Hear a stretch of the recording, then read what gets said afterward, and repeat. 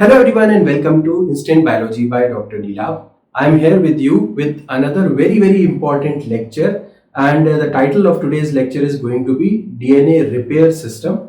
And in this lecture I would be talking about the direct repair system. You would be knowing that there are multiple repair systems in the body, and we would be talking about the direct repair system in this video, and in the upcoming lectures I would be talking about the other repair systems as well. So this particular lecture would be in English. I have already talked about this topic in Hindi for those of you who understand Hindi better. So I would be giving you the link to the Hindi video at the end of this particular video. You can go and watch that video in Hindi.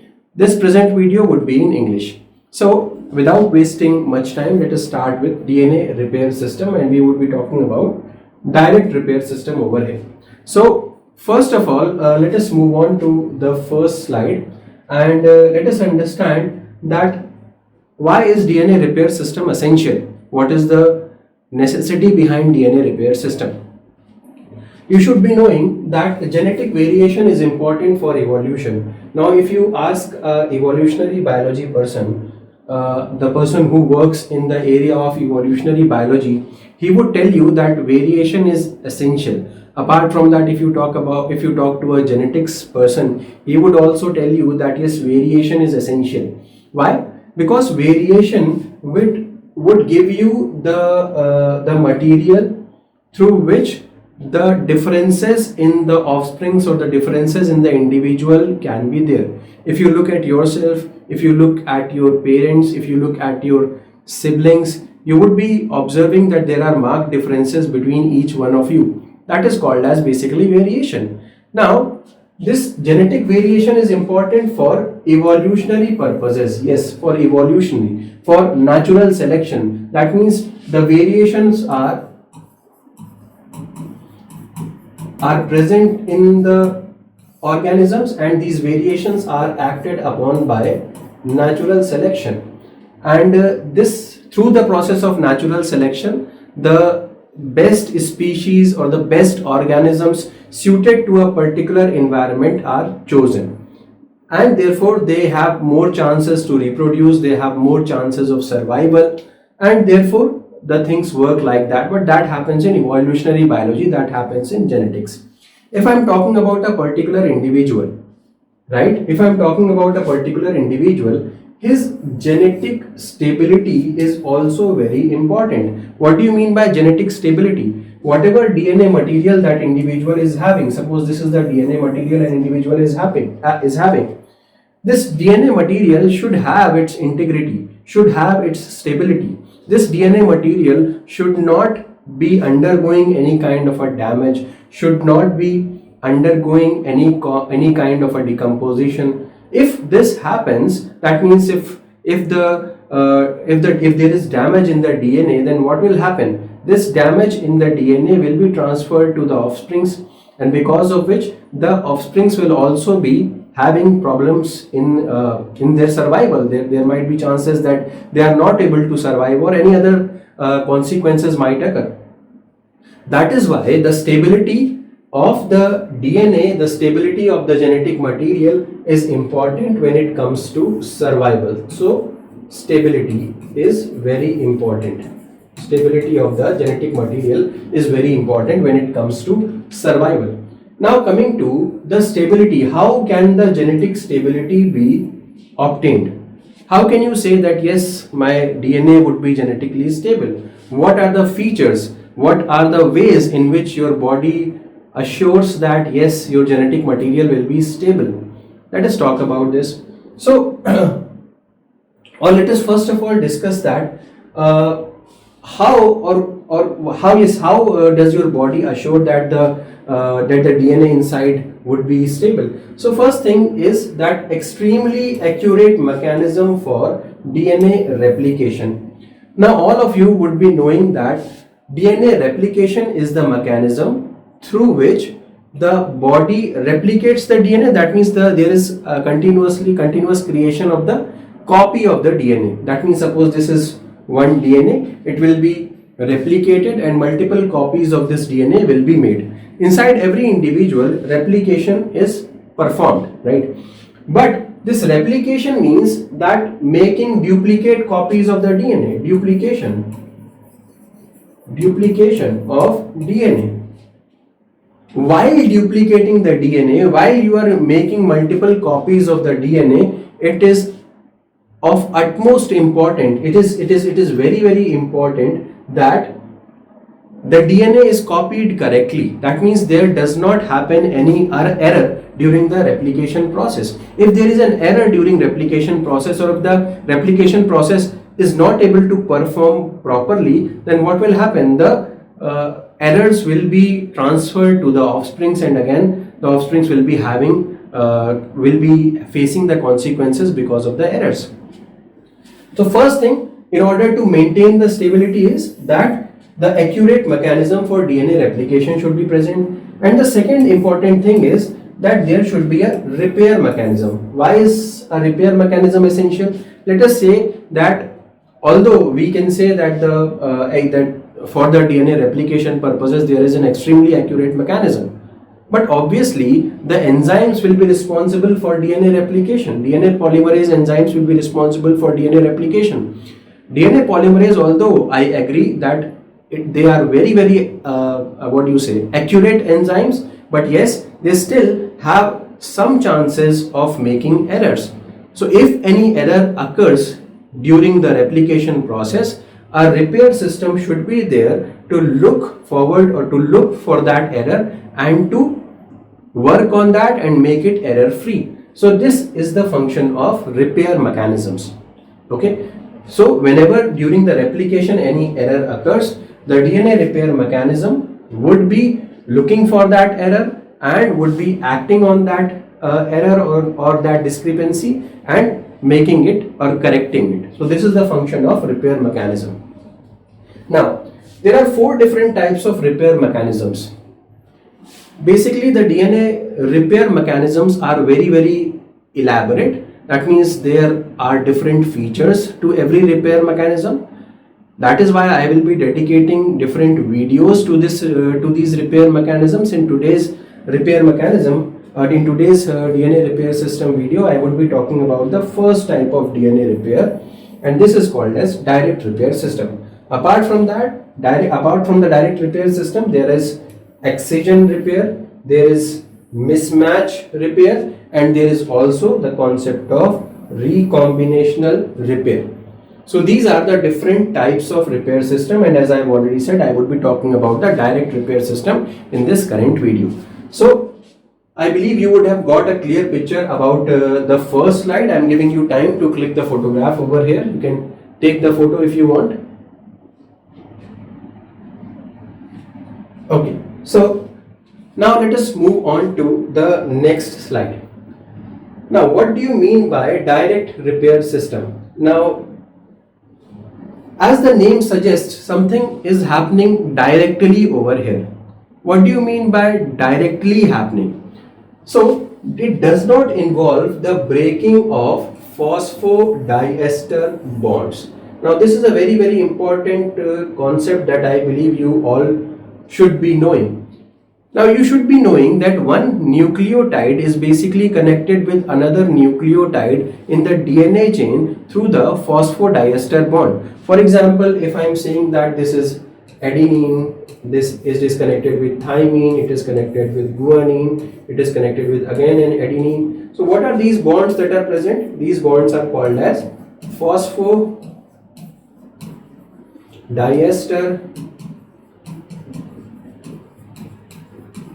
bonds. These are phosphodiester bonds. So in case of direct repair system, what you should be knowing is that these phosphodiester bonds are not broken. That means the repair is done directly without breaking these phosphodiester bonds. I will be giving you some suitable examples also for showing you how this is done. But for now, you should understand that the repair system works without the breaking of phosphodiester bonds in case of direct repair system. So this is the first point. It does not involve breaking of phosphodiester bond. Only few types of damaged nucleotides can be repaired. Now obviously, since we have a limitation over here that we cannot break the phosphodiester bond. Therefore, it is able to repair only small number of nucleotides. That means very few nucleotides, 1 or 2 nucleotides, if they are damaged, only that can be repaired by the direct repair system. Other kind of lesions that involve extensive functionality, that will not be repaired by direct repair system. So this is another important point. Now let me give you an example of what is basically repaired by direct repair system. Let me give you an example. So if I talk about the thymidine dimer, what do you mean by thymidine dimer? In case of thymidine dimer, what happens is, suppose let me give you an example like this: A, T, T, G. Suppose this is a sequence A, T, T, G. Now obviously there will be a complementary sequence to this, right? Because DNA is double stranded, so there should be a complementary sequence to this. Adenine will be complementary to thymine, thymine will be complementary to adenine, again cytosine. So they will be having hydrogen bonds between them. I am not showing the double and the triple bonds over here, but I am just showing this will be the hydrogen bonds and this is the phosphodiester bond. But what happens is, at times when two thymines are very close to each other, what happens is they start forming the thymine dimers. That means the two thymines start interacting with each other much closely. I'll be showing you this with the help of very classic diagrams and you'll be able to understand that in a better way. So thymidine dimers, they are repaired by light dependent direct system called as photoreactivation. Now what does this line actually mean? So when I say this line, thymidine dimers, this is a problem, this is an error. This thymidine dimer should not have been formed. This is an error. This has to be repaired. How do you repair this? This is repaired by light dependent direct system. What do you mean by light dependent? I will be utilizing a specific type of light. And what is this light? This light is actually your blue light. This light is actually your blue colored light. Blue light.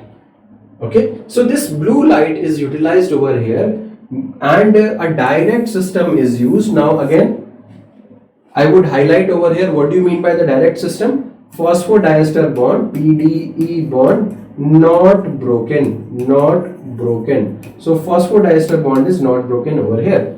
Now this process, entire process is called as photoreactivation. Of course, we are talking about direct repair system only, but in the direct repair system, there exists another process and we are calling this process as photoreactivation process.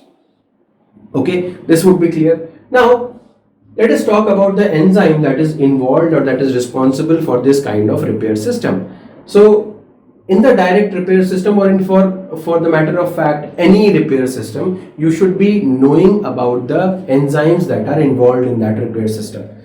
Over here, let us talk about the enzyme that is involved, and this enzyme is called as DNA photolyase. Remember this enzyme, DNA photolyase, is responsible for correcting the thymidine dimers in case of E. coli through the process called as photoreactivation utilizing blue colored light. So I believe you would have a clear understanding about how things work in case of DNA repair system of E. coli by photoreactivation.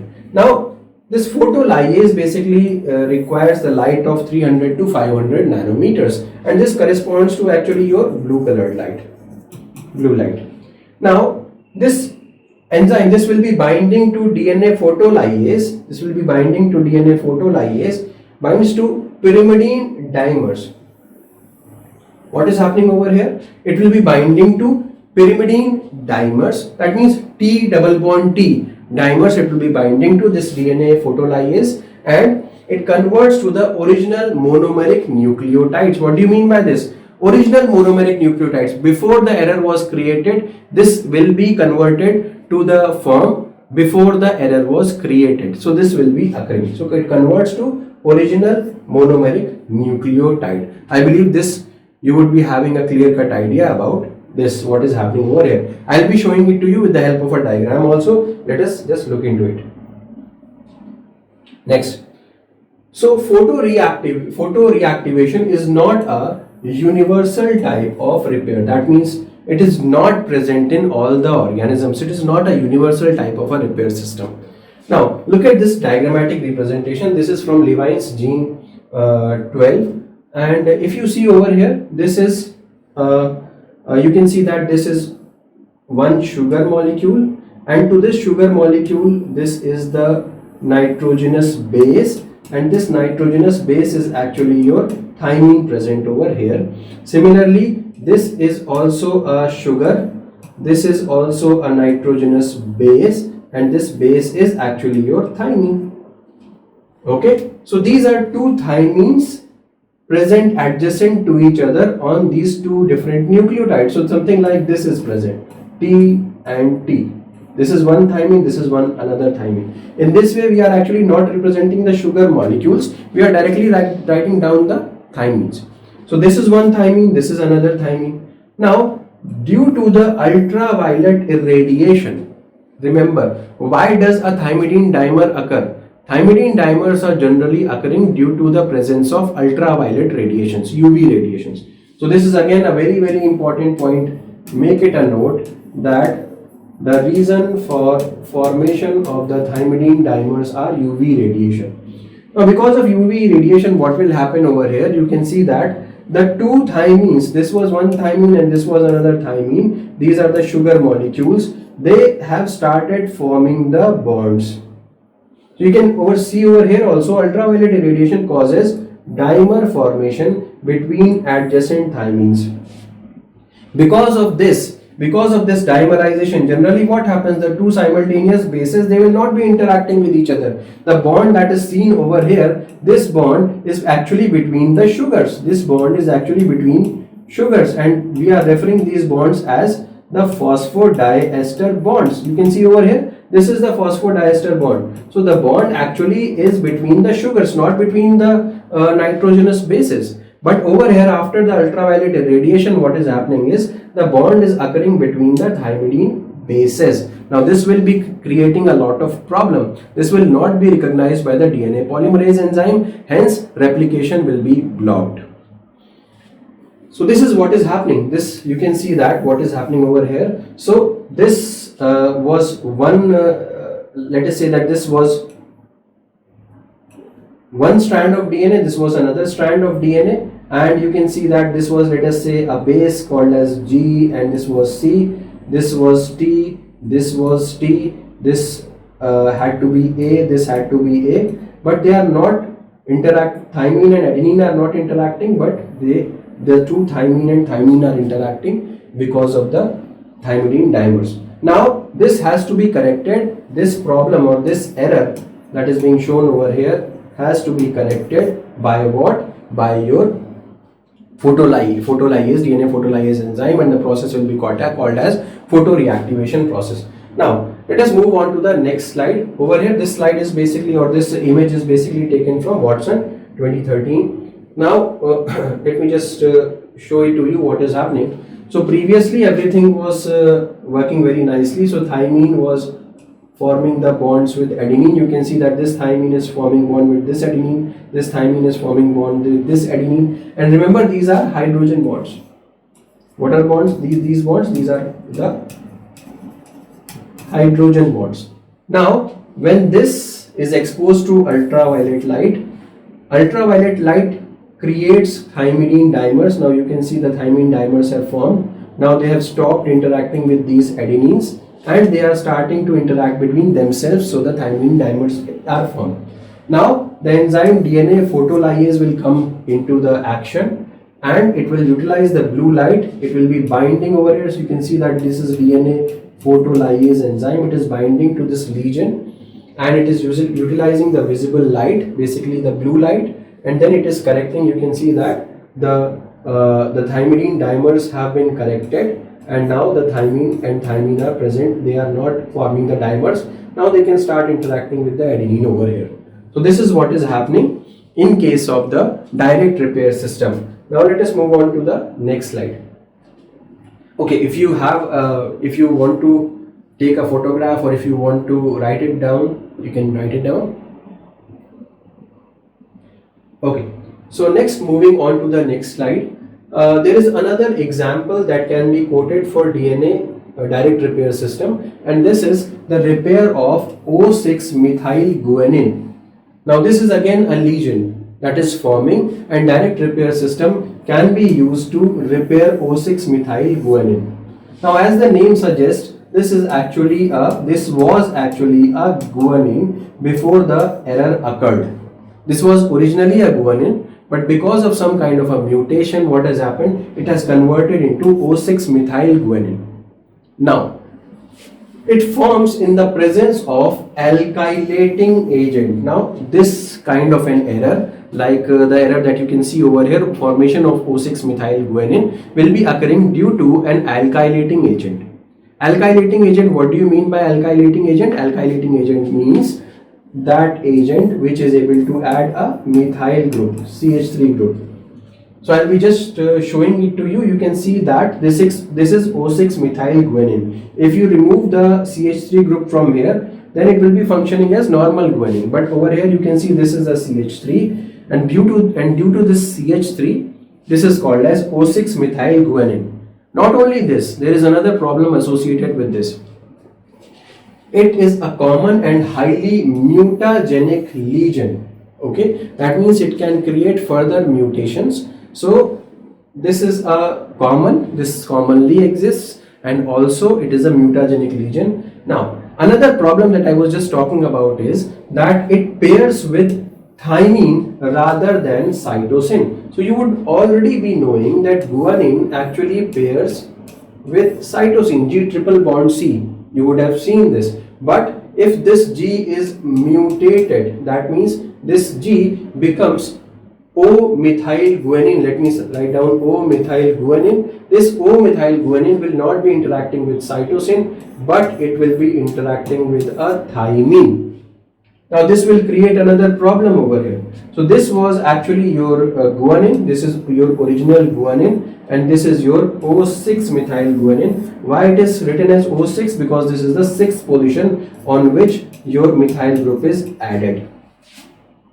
Now repair is carried out by another enzyme. Remember, DNA repair system, in direct repair system, is not always carried out by the DNA photolyase. DNA photolyase was responsible for carrying out photoreactivation. But over here there is another enzyme that will be required, and the name of this enzyme is O6 methyl guanine DNA methyl transferase. So O6 methyl guanine comes from the name of the lesion, and DNA methyl transferase is actually the name of the enzyme that is being utilized. So how is this being done? You can see over here, this was the normal guanine, and this normal guanine has been converted into O6 methyl guanine over here, and something like this will be occurring. That means guanine will not be interacting with cytosine anymore. This is again diagrams from the standard books. Now let me move on to the next slide, showing you how this basically occurs. You can see over here that this is O6 methyl guanine.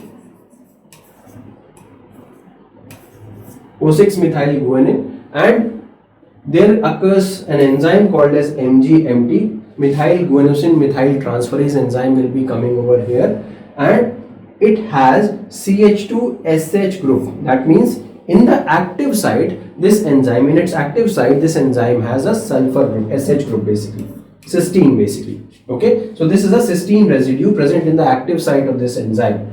Now what does this enzyme actually do? This enzyme will work on this methyl group, and it will transfer the methyl group on itself. Okay, the methyl group will be transferred on the enzyme itself, on the active site of the cysteine itself, and this SH, this H will be removed from here, and the methyl group will be transferred like this. It becomes methyl cysteine, and after this enzyme gets degraded.